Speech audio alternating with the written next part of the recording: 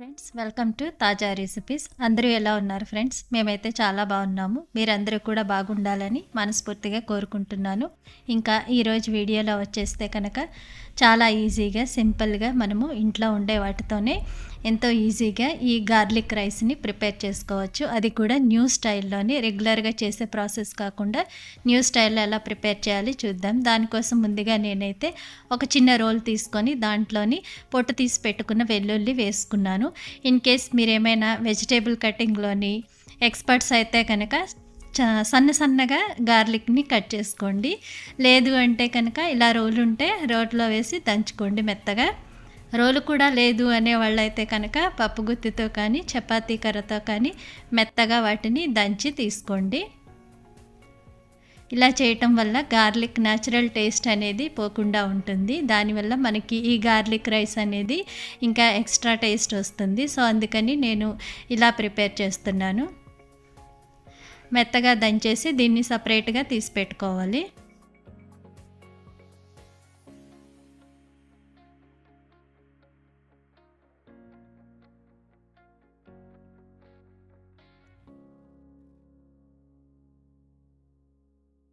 దీన్ని పక్కన పెట్టేసి ఇప్పుడు మిగిలిన ప్రాసెస్ కోసం అని చెప్పేసి మనం ఇక్కడ బాయిల్డ్ రైస్ తీసుకోవాలన్నమాట. ఇది బాస్మతి రైసేనండి. లెస్ పాలిష్డ్ రైస్ ఉంటుంది కదా, అది. అందుకని రైస్ అంతా షైనింగ్ లేదనమాట. ఇది ముందుగానే నేను కుక్ చేసి తీసుకుంటున్నాను. ఈ రెసిపీని మీరు లెఫ్ట్ ఓవర్ రైస్తో కూడా చేసుకోవచ్చు. కవర్ రైస్ ఉంటే దాంతో కూడా చేసుకోవచ్చు. తర్వాత మిగతా ప్రాసెస్ కోసం స్టవ్ పైన ఒక ప్యాన్ పెట్టేసుకొని వేడయిన తర్వాత దాంట్లోని కొద్దిగా ఆయిల్, అలాగే కొంచెం గీ కూడా యాడ్ చేస్తున్నాను. గీ ఇష్టపడని వాళ్ళైతే కనుక స్కిప్ చేసేయచ్చు. మీ దగ్గర ఆలివ్ ఆయిల్ ఉన్నా కానీ వేసుకోవచ్చు. ఆయిల్ వేడయిన తర్వాత దీంట్లోని దంచి పెట్టుకున్న వెల్లుల్లి కూడా వేసేసుకొని మంచిగా ఫ్రై చేసుకోవాలి. ఈ గార్లిక్ రైస్ని మనము లంచ్ బాక్స్ రెసిపీస్గా కూడా యూస్ చేసుకోవచ్చు. అంటే లంచ్ బాక్స్లో ప్యాక్ చేయడానికి, లేకపోతే వైట్ రైస్ తిని బోర్ కొట్టింది అనుకున్నప్పుడు ఇట్లా డిఫరెంట్గా చేసుకుంటే కనుక చాలా బాగుంటుంది. పెద్ద స్పైసీగా ఏమీ ఉండదు కాబట్టి పిల్లలు కూడా చాలా ఇష్టంగా తింటారు. సో ఎప్పుడైనా రైస్ని డిఫరెంట్గా చేయాలనుకుంటే తప్పకుండా ట్రై చేయండి. దీంట్లో అయితే కొద్దిగా జీలకర్ర కూడా యాడ్ చేసేసాను. వీటన్నిటిని కూడా మంచిగా ఇలాగా ఆయిల్లో ఫ్రై చేసేసేయాలి.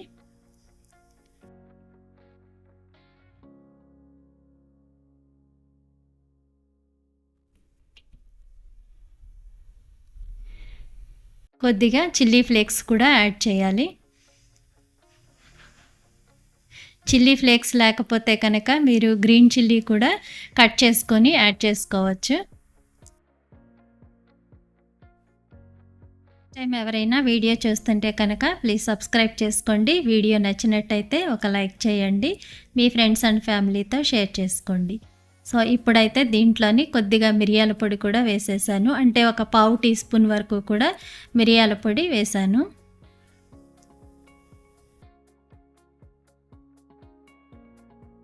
అలాగే మన టేస్ట్కి సరిపడా సాల్ట్ కూడా వేసుకోవాలి. వీటన్నిటిని మంచిగా ఇలాగా మిక్స్ చేసేసుకోవాలి. ఈ గార్లిక్ తర్వాత మనం యాడ్ చేసిన చిల్లీ ఫ్లేక్స్ అన్నీ కూడా మంచిగా కలర్ చేంజ్ అయ్యి ఆయిల్లో బాగా ఫ్రై అయిన తర్వాత దీంట్లోని మనము ముందుగా రెడీ చేసి రైస్ పెట్టుకున్నాం కదా, ఆ రైస్ అనేది దీంట్లో వేసేసుకోవాలి. రైస్ పొడి పొడిగా ఉంటే బాగుంటుంది. సో పొడి పొడిగా చేసి పెట్టుకోండి. ఒకవేళ మీ దగ్గర ముద్దలాగా ఉన్న రైస్ ఉన్నా కానీ దాన్ని ఇట్లాగా సపరేట్గా మెతుకులు ఉండేటట్టు చేసి పెట్టుకోండి. దాన్ని యాడ్ చేసుకొని మంచిగా ఇలా మిక్స్ చేసేసుకోవాలి. ఈ గార్లిక్ రైస్ని మీరైతే ఎలా ప్రిపేర్ చేస్తారు అనేది కూడా కామెంట్స్లో షేర్ చేసుకోవడం అసలు మర్చిపోవద్దు. మీకు ఇంకా ఏమైనా రెసిపీస్ కావాలంటే కనుక కామెంట్స్లో చెప్తే నెక్స్ట్ టైం ఆ రెసిపీస్ కూడా ప్రిపేర్ చేసి పోస్ట్ చేయడానికి ట్రై చేస్తాము. ఇంతవరకు తాజా రెసిపీస్ని సపోర్ట్ చేస్తున్న ప్రతి ఒక్కరికి కూడా థ్యాంక్ యూ సో మచ్. అలాగే చాలా క్వశ్చన్స్ కూడా అడుగుతున్నారు. పర్సనల్గా కూడా డిఎం చేశారు. ఎందుకు క్లోజ్ చేశారు ఛానల్ని, మళ్ళీ ఇప్పుడు ఎందుకు స్టార్ట్ చేశారు, వీడియోస్ త్వరగా పెట్టండి అని చెప్పేసి.